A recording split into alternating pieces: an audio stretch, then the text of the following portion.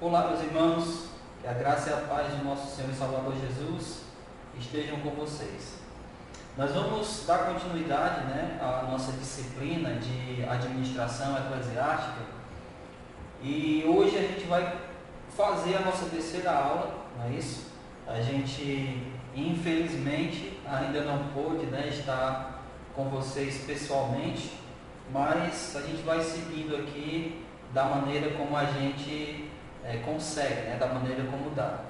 Então, eu quero, antes de a gente começar a falar do assunto dessa aula aqui, propriamente dita, eu queria fazer uma breve recapitulação daquilo que a gente já falou nas duas primeiras aulas.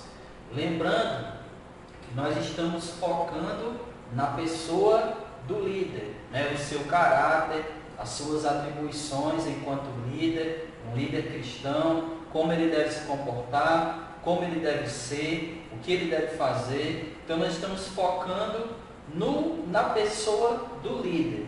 Nós não estamos focando, como eu falei no primeiro vídeo, sobre as questões de administração em si, as questões legais, outras coisas que envolvem também a parte do líder cristão, do pastor, mas a gente vai focar especificamente na pessoa do líder, na pessoa do pastor e as suas atribuições no campo eclesiástico, ou seja, no que diz respeito às pessoas e no que diz respeito à sua vida espiritual. Então essas questões legais a gente não irá tratar, na apostila de vocês fala muito bem sobre isso. Pois bem, então a gente vai fazer uma breve recapitulação de tudo aquilo que nós já falamos para vocês e vocês com certeza irão lembrar. Nós começamos a falar sobre o que é uma liderança cristã e a gente seguiu na linha de pensamento que a liderança cristã é a arte de influenciar pessoas. E a gente falou bastante sobre isso.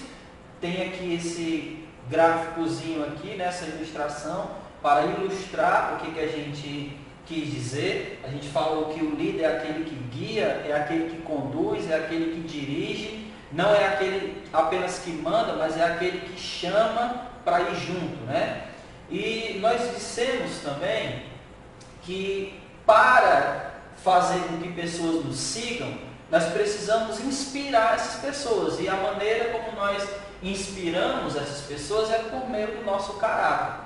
Então, se o nosso caráter for um caráter ilibado, ou seja, se for um caráter sem mancha, se for um caráter limpo, essas pessoas irão nos seguir. Então, a gente falou bastante, focou bastante nessa aula a respeito do caráter do líder. Nós também falamos na questão da dedicação do tempo dos líderes, que eles precisam dedicar 40% do seu tempo às pessoas e 60% do seu tempo nos processos que a igreja exige de cada líder, de cada pastor. Então a gente falou sobre como a gente dedica esse tempo para as pessoas e para os processos. E aí nós falamos também da liderança conceitual e da liderança relacional, que essa liderança ela precisa ser conceitual e relacional. Ela não pode ser uma liderança que não tem objetivos, e é nisso que se trata a questão do conceitual. Esses objetivos eles precisam ser claros, e é importante você focar nisso aqui agora, porque lá na frente a gente vai voltar e vai falar um pouco sobre essa questão dos objetivos serem claros, E também essa liderança precisa ser relacional, ou seja, nós precisamos estar prontos, preparados para nos relacionar com as pessoas que a gente lidera. Pois bem, nós falamos que nessa liderança conceitual e relacional, nós não estamos aqui para bajular pessoas. Nós não estamos aqui para alimentar o ego dessas pessoas. Por isso, nós precisamos sempre falar a verdade e corrigir essas pessoas quando necessário. E que nós também não estamos aqui fazendo esse trabalho de liderança, trabalhando com pessoas, se relacionando com pessoas por avareza. Nós não estamos aqui por causa do dinheiro, nós estamos fazendo esse trabalho, precisamos fazer esse trabalho porque entendemos que isso é o motivo pelo qual Deus nos chamou, né? Que esse é o objetivo das nossas vidas. Então a gente não faz por dinheiro, não faz por avareza. Que nós também não fazemos isso para buscar a glória das pessoas, buscar uma glória própria, pelo contrário, toda honra, toda glória é do Senhor, é a Ele toda honra, é a Ele toda glória. Então nós não buscamos glória dos homens. E nós também falamos que essa liderança relacional e conceitual, ela, apesar de que ela precisa ser falada a verdade, apesar de que nós precisamos corrigir as pessoas, nós precisamos fazer isso com amor. Então nós precisamos ser brandos, carinhosos com aqueles que nós lideramos. Brandos e carinhosos sem bajulação. Brandos e carinhosos sem alimentação do ego. Mas nós precisamos falar a verdade, corrigir as pessoas com brandura e com amor. Pois bem, nós falamos que há 3 tipos de liderança: a liderança autoritária e autocrática, que é aquela do ditador, que impõe, que manda e que exige. A liderança liberal, que é aquela que você é mais um teste de ferro, você está ali como líder, mas você não se envolve de maneira nenhuma, as pessoas fazem tudo o que elas querem e você não demanda diretriz, você não estabelece alvos, objetivos, enfim, todo mundo faz o que quer, na hora que quer, como quer. Então essa é a liderança liberal. E a liderança democrática, que é aquela que você envolve todos os seus liderados nesse processo que é trabalhar com a igreja, que é fazer aquilo que a igreja exige que seja feito, né? Todo o nosso trabalho pastoral. Então essa é a liderança democrática, onde você envolve todo mundo nesse processo, nesses processos que é o trabalho pastoral. Enfim, nós citamos e listamos cada um daquilo que é, né, os estilos de uma liderança autocrática, democrática e liberal. Nós falamos sobre isso. E nós falamos também no estilo de liderança de Jesus, que ele tinha no seu estilo de liderança amor, ele falava a verdade e essa verdade ela motivava, certo? O estilo de liderança de Jesus era um estilo de liderança onde ele amava as pessoas, mas nem porque ele amava ele deixava de falar a verdade, pelo contrário, ele falava a verdade porque ele amava, e essa verdade que ele falava em amor era uma demonstração de que ele se importava com as pessoas e isso as motivava a seguir. Né? Nós falamos que Jesus, ele não era autoritário, mas ele agia com autoridade. Né? Agir com autoridade é diferente de ser autoritário. Nós falamos sobre isso. Lembrando que nós estamos aqui fazendo uma recapitulação, por isso eu estou indo bem rápido e não estou explicando muito, porque já expliquei isso na aula anterior. E falei que Jesus também, ele envolvia todos os seus liderados, todos os seus discípulos, num trabalho de equipe. Aí eu dei o exemplo lá da multiplicação de pães e peixes, que aquilo que os discípulos podiam fazer, Jesus não fez por eles. Então, a multiplicação de pães e peixes, os discípulos não podiam fazer. Então, eles trouxeram até Jesus para que Jesus fizesse. Mas a contagem de quantos pães tinham, de quantos peixes tinham, a quantidade de pessoas que tinha, a separação das pessoas em grupos, tudo isso eram coisas que os discípulos podiam fazer. Então, Jesus não ia fazer por eles. Por isso, Jesus envolver os seus discípulos em todo aquele processo da multiplicação de peixes, né? Quando eles falaram para Jesus: Senhor, as multidões têm fome, a resposta de Jesus foi: deem vocês a elas o que comer. Então Jesus envolveu eles naquele trabalho, naquele processo para a multiplicação dos pães e peixes. E aí, hoje, né, nós vamos falar agora, nessa primeira parte, sobre a comunicação, ok? Porque o exercício da liderança exerce comunicação, exige que a gente se comunique com os nossos liderados. Nós precisamos estabelecer uma comunicação saudável com os nossos liderados. E quando eu falo que nós precisamos exercer uma comunicação saudável, isso significa dizer que essa comunicação não pode ser defeituosa. Nós não podemos ter um defeito ou um problema de comunicação entre nós e os nossos liderados. A coisa mais complicada, né, nas relações é a falta de comunicação. Então você vê que, por exemplo, quando um casal ele não tem comunicação, marido e esposa, provavelmente eles vão ter problemas. Provavelmente eles vão entrar numa crise conjugal. E essa relação entre líder e liderado, entre pastor e ovelhas, ela é igual, ela é idêntica. Quando não há uma comunicação, esse relacionamento ele fica defeituoso. Ele vai ter problemas, ele vai entrar em crise. Então, quando nós estivermos conversando com pessoas, porque o trabalho pastoral, ele vai ser um trabalho de 100% de ensino, ok? O trabalho pastoral é um trabalho de 100% de ensino. Porém, uma parte desse ensino é feito nos púlpitos. Uma parte desse ensino é feito nos púlpitos.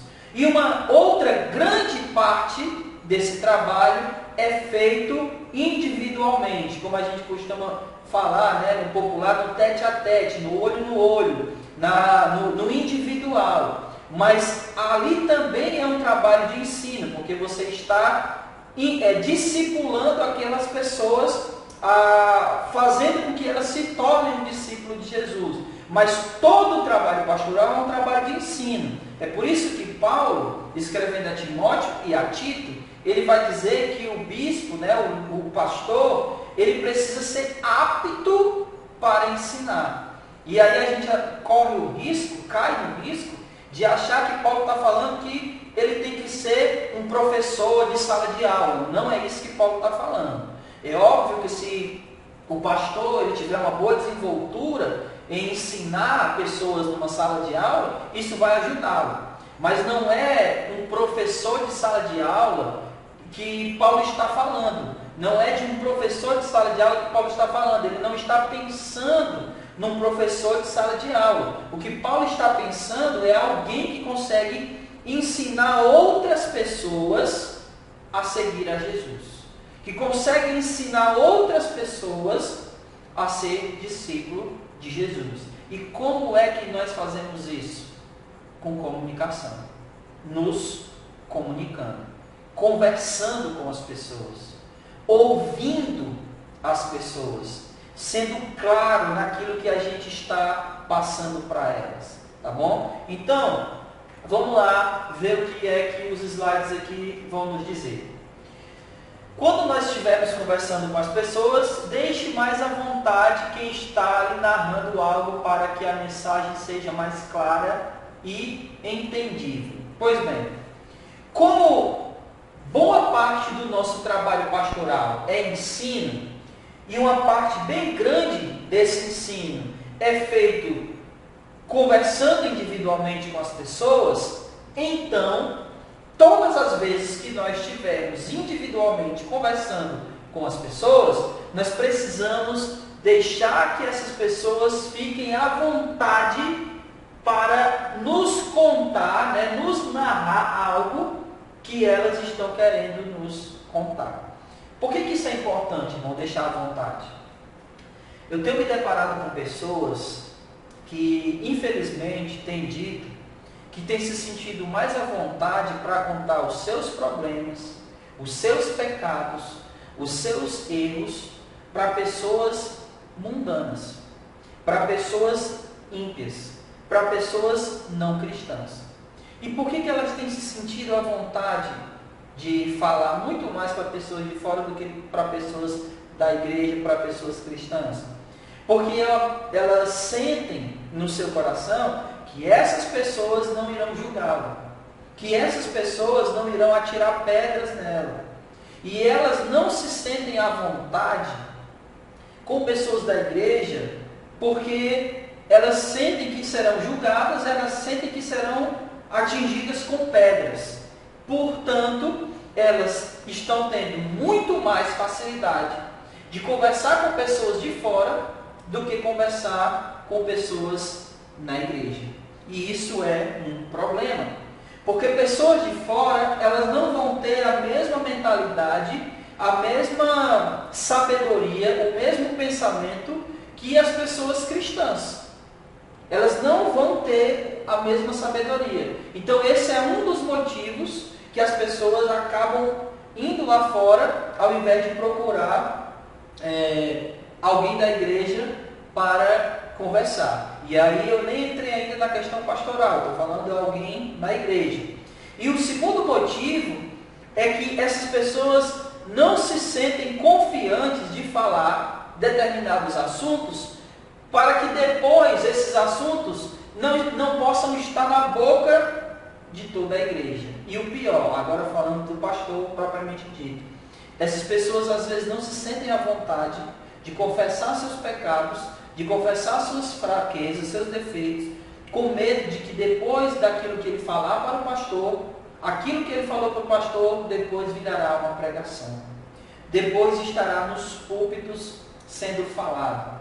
Né? E aí, quem da igreja conhece a história, sabe exatamente para quem que aquela pregação está sendo dirigida. Então as pessoas, elas não têm se sentido à vontade por esses dois motivos. Primeiro, elas se sentem julgadas e não se sentem acolhidas. E segundo, elas têm medo que as suas fraquezas sejam expostas, que as suas fraquezas sejam abertas para todo mundo, que depois todo mundo fique sabendo, ou que vire uma pregação. Por isso, a primeira coisa dessa parte da comunicação, que também faz parte do ensino pastoral, e que é uma boa parte desse ensino pastoral individual, então nós precisamos deixar que as pessoas fiquem à vontade. Eu quero só fazer um parêntese, né, salientar uma coisa aqui. Quando eu disse que as pessoas precisam ficar à vontade e não se sentirem julgadas, eu não estou dizendo que a gente tem que passar a mão na cabeça. Não é isso que eu estou falando. Eu não disse que essas pessoas não precisam ser corrigidas. Não é isso que eu estou falando. Eu falo delas se sentirem tão à vontade que elas vão abrir o coração e elas vão esperar sim ser corrigidas, mas corrigidas em amor, como a gente falou há poucos minutos atrás aqui, que a gente precisa corrigir as pessoas, não alimentar o erro delas, mas fazer isso com amor. Ok? Então eu não estou falando da gente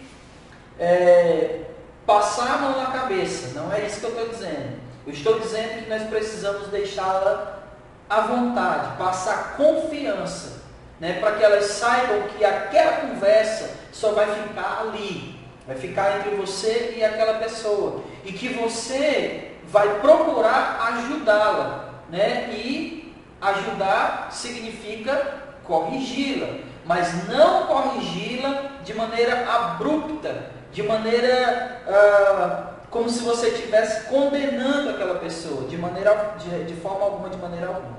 Nós precisamos deixar essas pessoas à vontade. E como é que nós deixamos essas pessoas à vontade? Primeiro, demonstre interesse no que está sendo dito. É comum os pastores serem pessoas ocupadas, certo? É muito comum. Então, o que acontece?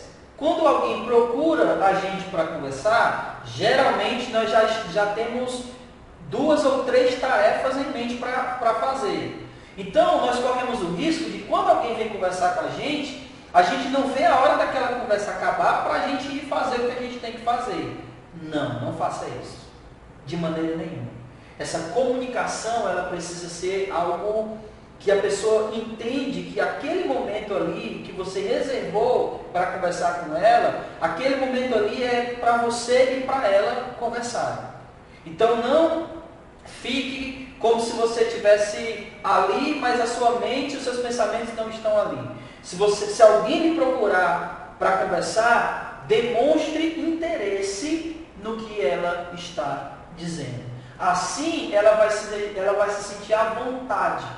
Ela vai se sentir confiante, né, de que você reservou aquele momento ali para ouvir ela, para estar com ela, né, para ouvir tudo que ela tem para dizer. É interessante que, lembrando de Jesus e da mulher do fluxo de sangue, depois que ela é curada, Jesus muito bem poderia ter ido embora, depois que ele a curou.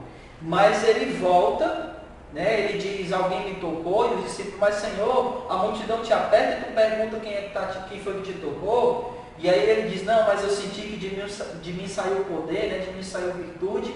E quando ele volta para aquela mulher, a mulher chega para ele e você pode perceber que o texto diz que ela lhe contou toda a verdade.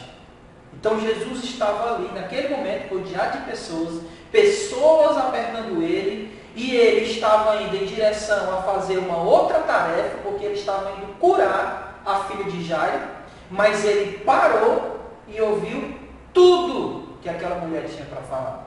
Então, esse é o papel do verdadeiro líder. Ele precisa aprender a exercer essa comunicação. Ele precisa aprender a deixar as pessoas à vontade. E uma das maneiras da gente fazer isso é demonstrando interesse no que a pessoa está falando. É estar ali ouvindo ela com atenção, né? Entendendo tudo que ela está falando. Se possível, você vai até pontuar tudo que ela disse depois, né, para ela saber que você estava prestando atenção. Então, demonstre interesse. 2, movimente a cabeça em sinal de concordância. Não que você concorda com o que ela está falando, porque talvez ela esteja falando algo que você não concorde, mas você vai estar balançando a cabeça, demonstrando que você está entendendo o que ela está dizendo, que você está atento para o que ela está falando, que você está percebendo exatamente o que essa pessoa está falando. E por último, recapitule o que a pessoa falou, né? É o que eu falei, você vai pontuar o que ela disse, né? E aí você pode usar, que é uma frasinha de prática que normalmente a gente usa, vamos ver se eu entendi bem, né? Você diz isso. Depois que a pessoa te conta, você diz, bom, vamos ver se eu entendi bem. Você quer dizer isso, aí vai pontuando tudo que ela falou.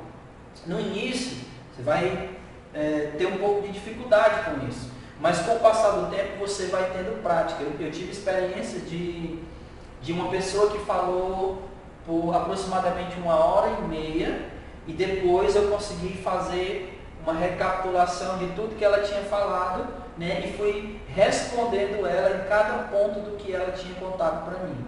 E isso foi muito interessante para mim, porque eu ali consegui perceber que eu já estava com uma certa prática, né, nessas questões. Ainda não estou dizendo que eu sou expert nisso, de forma alguma, de maneira nenhuma. Eu tenho tentado trabalhar bastante, eu sei que tem muita coisa para melhorar nesse sentido. Mas a gente vai conseguir de fato fazer isso. Mas a gente vai conseguir se a gente realmente tiver interesse no que a pessoa está falando. Porque se a gente não estiver conversando com ela com o pensamento em fazer outra coisa, de maneira alguma. A nossa comunicação, né, a maneira como nós ensinamos as pessoas individualmente, vai depender de como nós nos comunicamos com elas. Como elas se sentem à vontade, como elas se sentem confiantes para falar para a gente o que elas precisam falar, certo? Vamos lá. Exercer a comunicação. Uma coisa importante é que A gente tem uma mania de achar o seguinte: bom, eu disse, se a pessoa entendeu errado, o problema é dela. Negativo. Eu tenho aprendido que nós somos responsáveis tanto pelo que falamos, como pelo que as pessoas entendem. Certo? Como assim? Quer dizer que se ela entender errado eu tenho culpa? Tenho, se eu mesmo sabendo que a pessoa não entendeu o que eu estava falando, se eu deixar para lá e disser, bom, foi ela que entendeu errado, eu não quis dizer isso.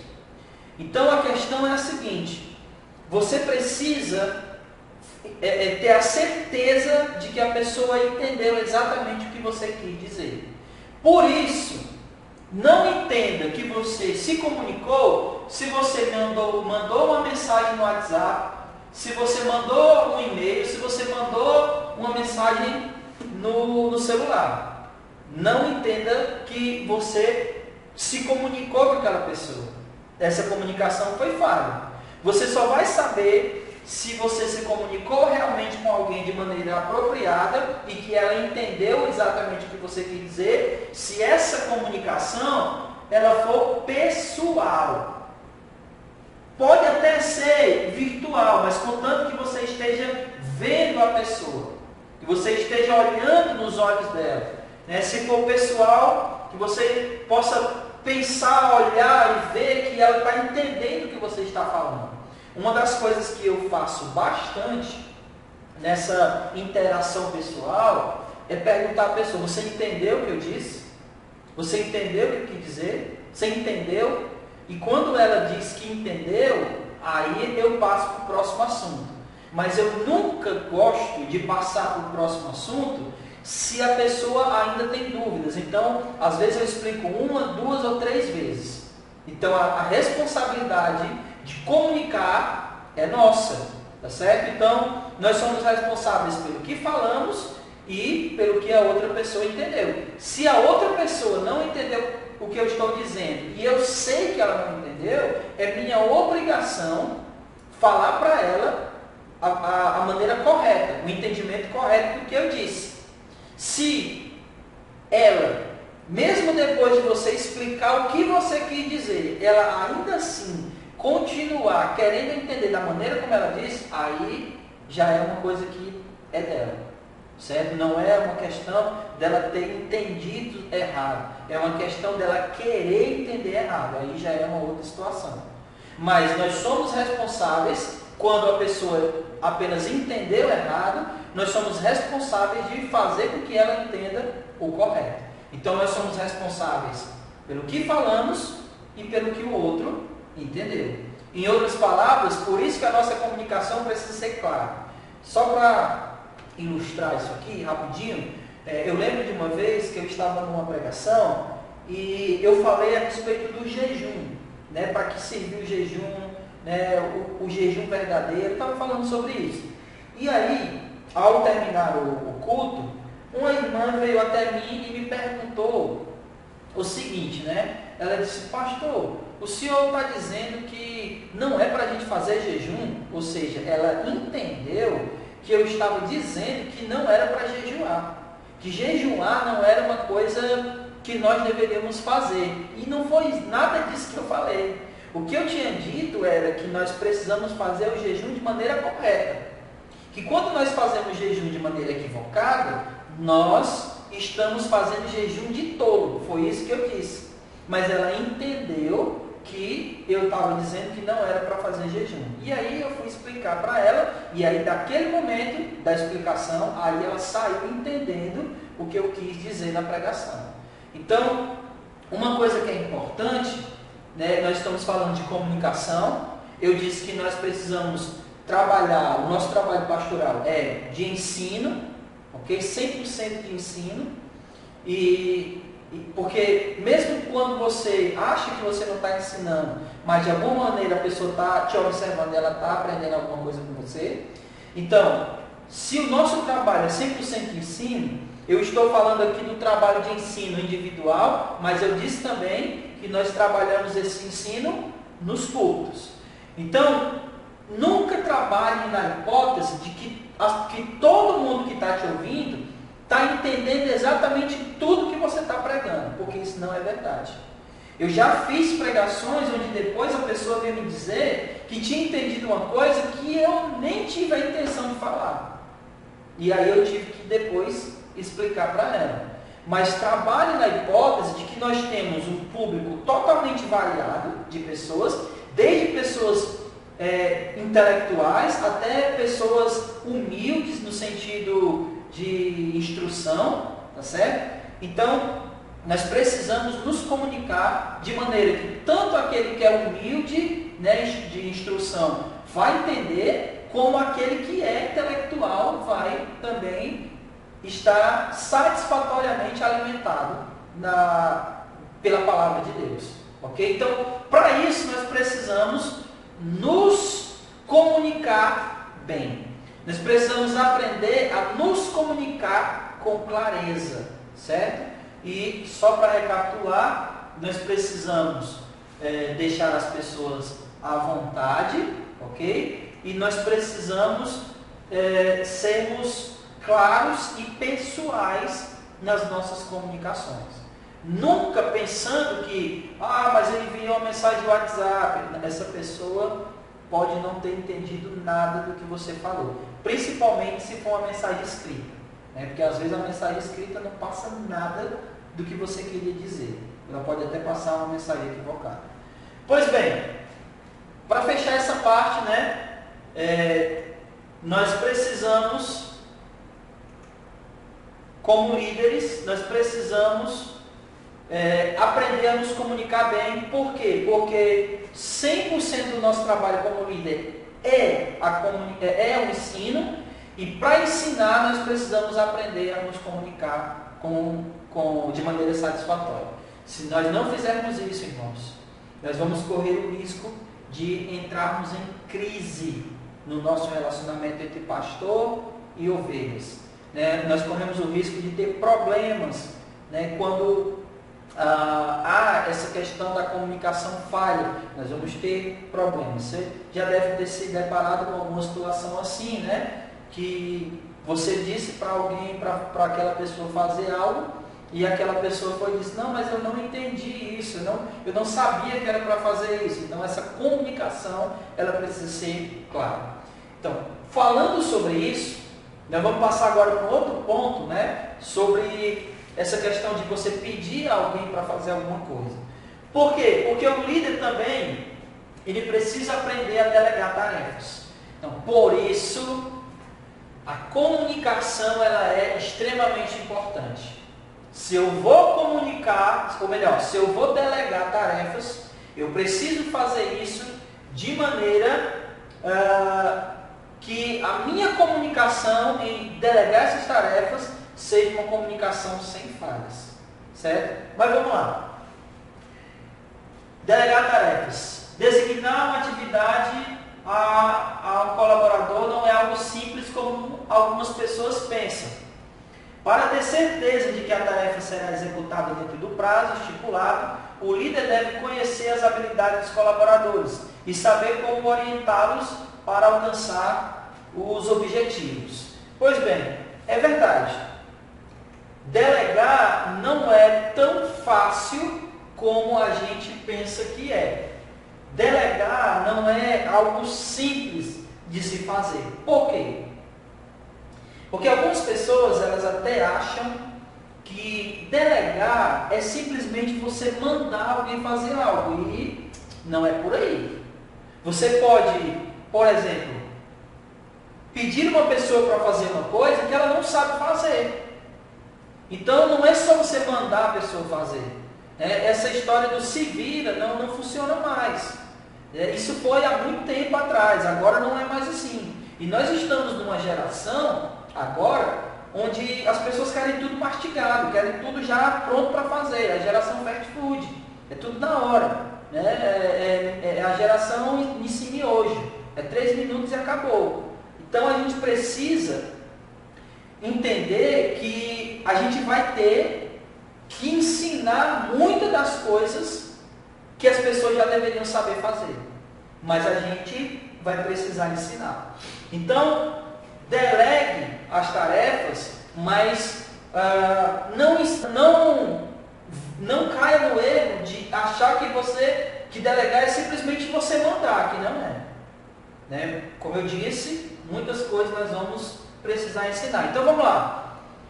Não delegue as tarefas ruins reservando as boas para você. Eu sei que tem coisas que são chatas de ser feitas, né? E aí a gente costuma deixar essas coisas mais chatas de fazer, nós costumamos deixar os outros a fazer. Não é uma coisa boa de a gente fazer assim. Não quero dizer que a gente não deva fazer isso, mas eu queria dizer o seguinte: não delegue só as tarefas ruins, certo? Não delegue só as tarefas ruins. Delegue todos os trabalhos.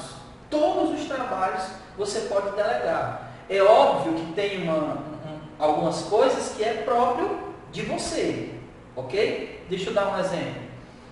Aqui na nossa congregação, na congregação que eu sigo como pastor, a gente é muito voltado para a questão do ensino. Né? O ensino é uma coisa muito forte.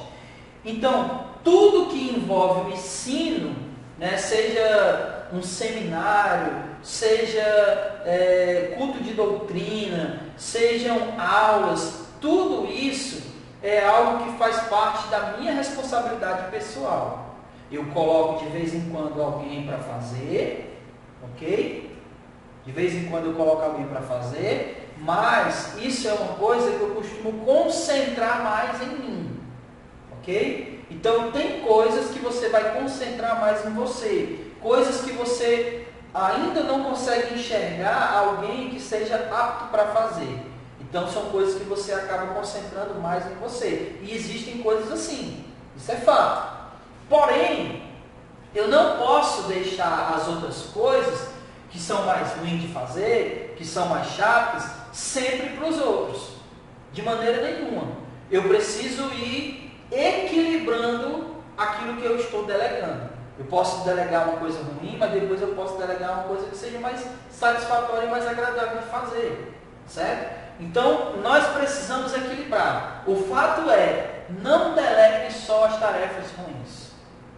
Equilibre entre algo mais ruim de fazer e algo bom de fazer. Certo? Caso delegue tarefas que não constam na rotina da pessoa, explique por quê. Como assim? Deixa eu explicar. Imagine que você está conversando com alguém que faz parte do Ministério de Louvor. E aí você vai pedir a ele uma tarefa, sei lá, ajudar na escolinha com as crianças. Ou ajudar a limpar a igreja. Então, todas as vezes que você delegar uma tarefa para alguém que não faz parte da rotina dela, né, do ministério dela, explique por quê. Explique por que você está pedindo ele para fazer aquilo. Explique a necessidade que há da pessoa fazer aquilo. Né? Diga, olha, nos ajude aqui, nós estamos com essa deficiência. As pessoas gostam de ajudar. E principalmente, explique que todo serviço é para Deus. Não é porque está fora do que ela normalmente faz que ela não pode exercer, que ela não pode fazer. Né? Mostre para ela que você também, você é um pastor, mas você também faz muitas outras atividades que às vezes nem faz parte da sua função pastoral, mas você está ali fazendo. Né? Como, por exemplo, não é função do pastor pintar as paredes da igreja, mas ele vai lá e faz. Ele vai lá e junto à equipe vai lá e faz. Então, as pessoas precisam entender que elas não estão aqui para fazer só aquilo que elas sabem fazer, elas têm que fazer tudo. Mas como eu disse anteriormente, muitas vezes você vai precisar ensiná-las porque elas não vão saber como fazer. Ao delegar uma tarefa, acompanha para ter certeza de que foi executada adequadamente. Mas tome cuidado para não supervisionar em excesso. É verdade. Essa é uma coisa importante e interessante. Às vezes a gente delega uma coisa e aí aquela pessoa ela não sabe fazer. Aí você vai ensinar. E aí você corre o risco de, tentando ensinar, você faz ao invés de deixar a pessoa fazer. Ensinar não é fazer pela pessoa, é mostrar como a pessoa faz. E aí ela vai fazer de acordo com aquilo que você acabou de ensinar. E não fique em cima daquela pessoa supervisionando em excesso. Deixe ela lá fazendo, de vez em quando você vai lá dar uma olhada, para ver se a coisa está acontecendo da maneira correta, né? Mas não fique lá em cima direto, deixa eu olhar aqui para ver se está fazendo direito. Isso não é bom, vai causar constrangimento e a pessoa vai acabar não conseguindo fazer. Valorize o bom desempenho das pessoas e aceite os erros e os encoraje a aprender com eles. Às vezes a pessoa vai ficar desencorajada porque ela fez errado. Você, não, no começo é assim mesmo, a gente começa errando. Né? A gente não aprende as coisas assim de uma vez. Né? A maioria das coisas não são assim. Então você vai aprendendo com o tempo. Você faz a primeira vez, sai mais ou menos, a segunda sai melhor, a terceira vai, e você vai melhorando. Imagine uma pessoa que começa a pregar, né? A primeira pregação dela vai ser uma misericórdia, só a misericórdia de Deus. Porque a nossa também foi assim. Agora imagine que hoje você já tem uma desenvoltura melhor no culto. Com a pessoa vai ser a mesma coisa. Né? Então ela precisa ser encorajada, mas corrigida em alguns aspectos. Você diz, olha, faça assim que sai melhor. Né? Mas não deixe de fazer, vá lá, comece, continue, faça. Você só vai direcionar a pessoa no caminho correto. Né? Lembre-se, os verdadeiros líderes são guias, né? São pessoas que conduzem no caminho correto. Pronto.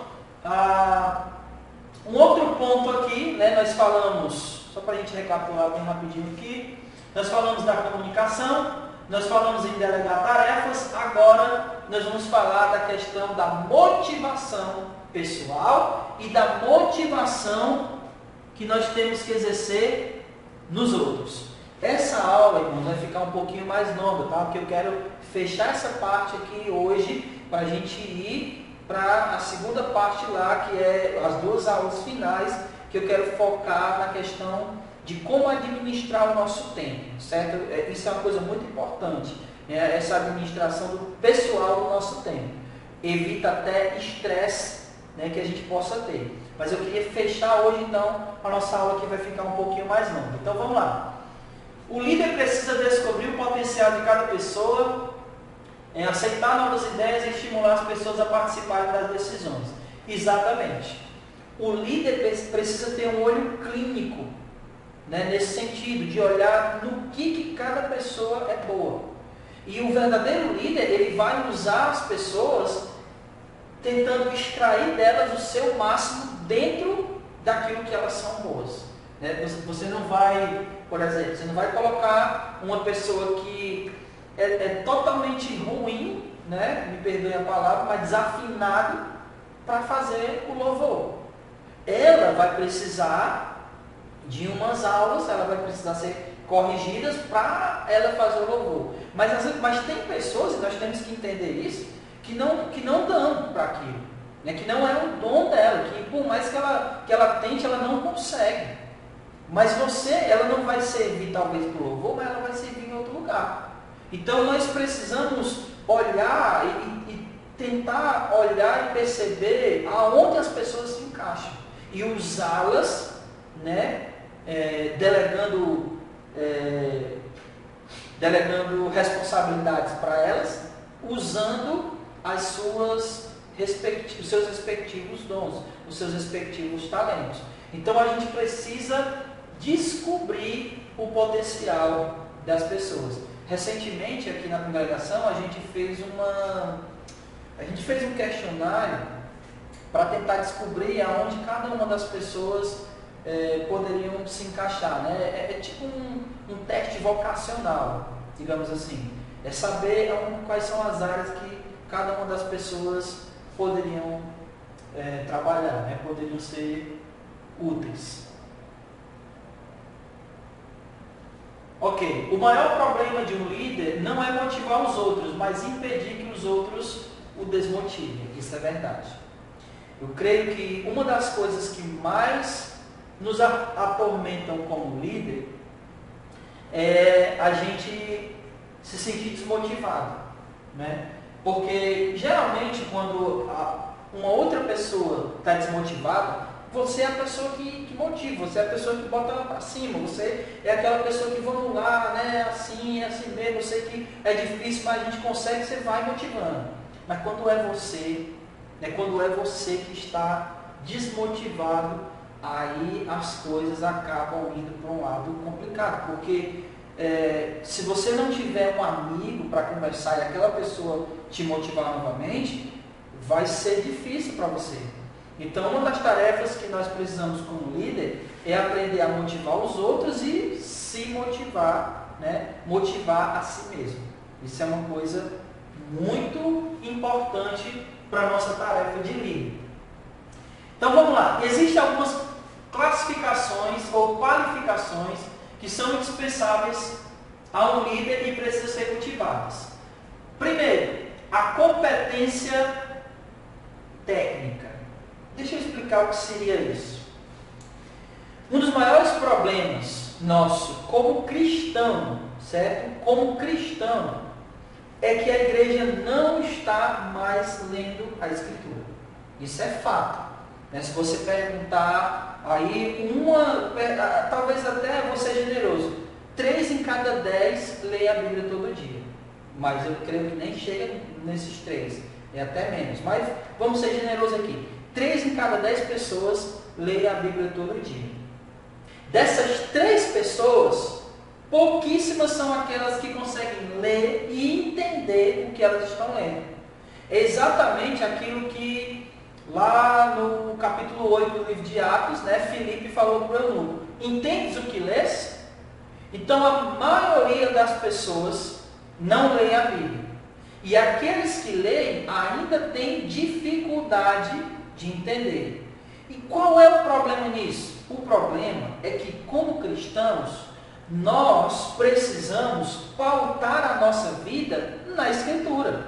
Nós temos aquela frase, a Bíblia é a nossa regra de fé e prática.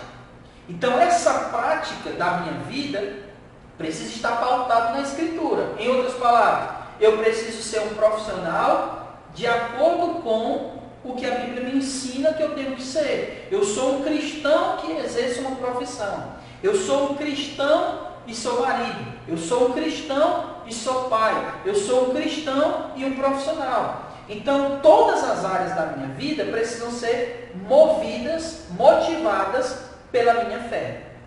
E aqui é onde mora o problema. Como é que eu vou reger todas as áreas da minha vida pelo que eu creio, se eu não estou lendo a Escritura?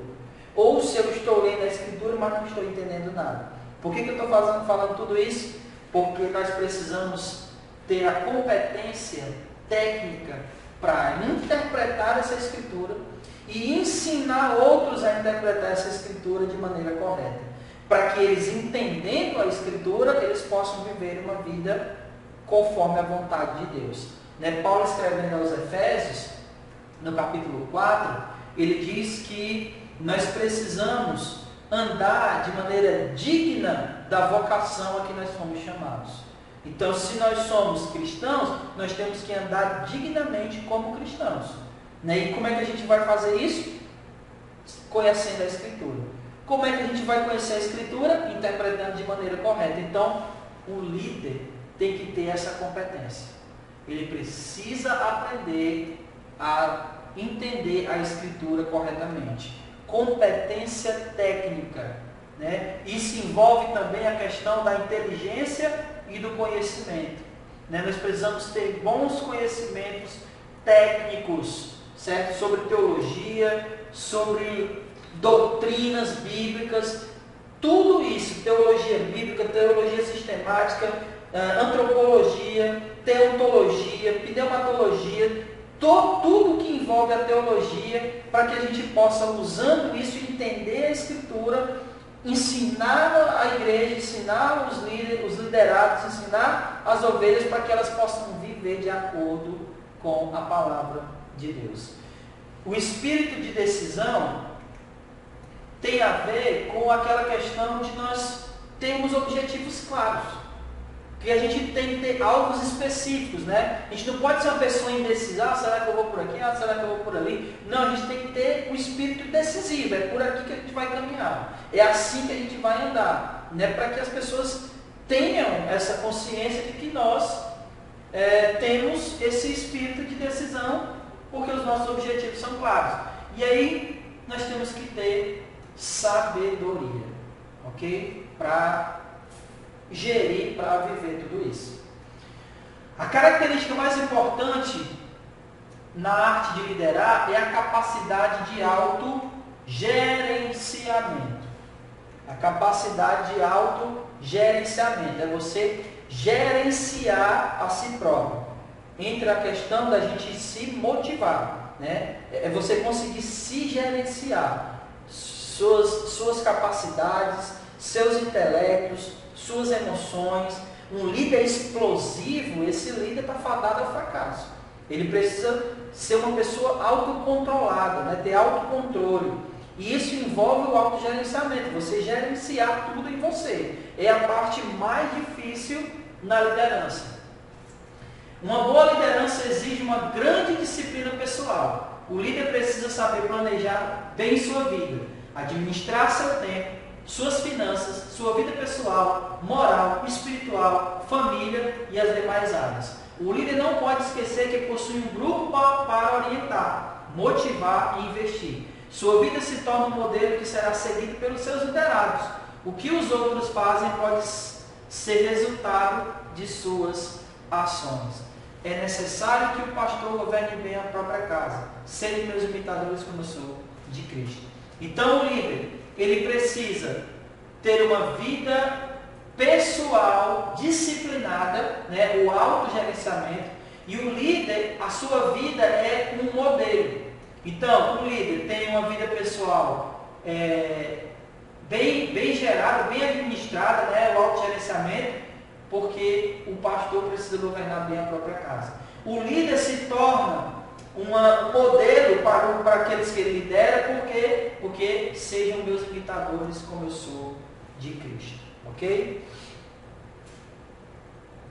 Um líder cristão tem a responsabilidade maior de conduzir pessoas ao único caminho que é Jesus, usando a autoridade dada por Deus. Mostre que, como seres humanos, podemos enfrentar crises em nossas vidas. De igual modo, devemos entender as pessoas que lideramos. Alguns deles fracos, trabalhosos, neófitos, mas estão ali para serem ganhos para Cristo e serem úteis. Então é o seguinte, primeiro, o líder conduz as pessoas a Jesus. A gente falou isso na primeira aula, né? Nós estamos ali para conduzir as pessoas ao caminho, e o caminho é Jesus. Nós precisamos mostrar para os nossos liderados que nós somos humanos também e que podemos enfrentar crise em nossas vidas. É importante uma coisa: pense e entenda. Deus não nos usa só quando a gente está forte. Deus nos usa também nas nossas fraquezas. Nunca esqueça disso. Às vezes a gente quer sempre estar bem para ajudar alguém. E isso nunca vai ser 100%. Às vezes a gente não está num momento bom, mas Deus nos usa naquele momento de fraqueza, vamos dizer assim. Não que você esteja em pecado, não é disso que eu estou falando. Mas às vezes você passa por uma crise emocional. Isso pode acontecer na vida do líder. E Deus nos usa até nesses momentos. Então é nesse sentido que eu estou dizendo. Que Deus vai nos usar até nos momentos em que a gente acha que não está bem. Até nas nossas fraquezas Deus vai nos usar. Lembre-se que Paulo disse que quando ele estava fraco, aí é que ele estava forte. Então, algumas dessas pessoas que a gente vai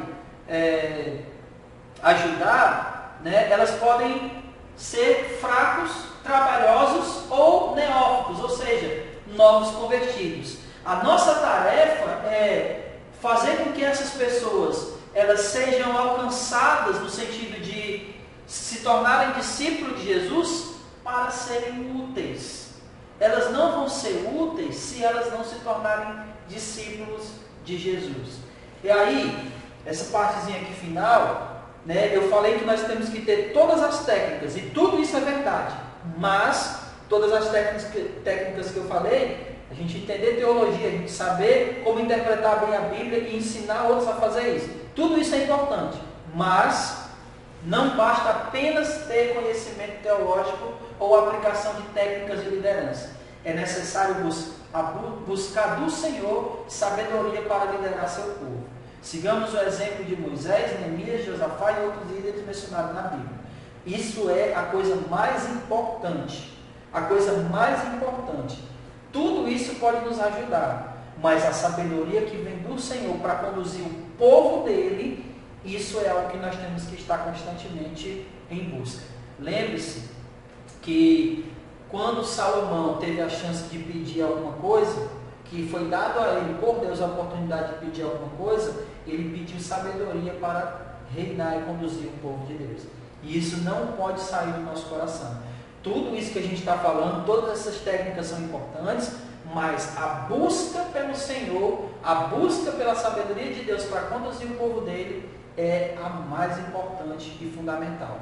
Se nós temos todas essas técnicas que a gente falou aqui e Deus nos deu a sabedoria para usar tudo que a gente sabe, aí fica beleza, fica maravilhoso, certo? Mas a busca por Deus é fundamental. Bom, nós encerramos, ok? Nós encerramos aqui essa parte.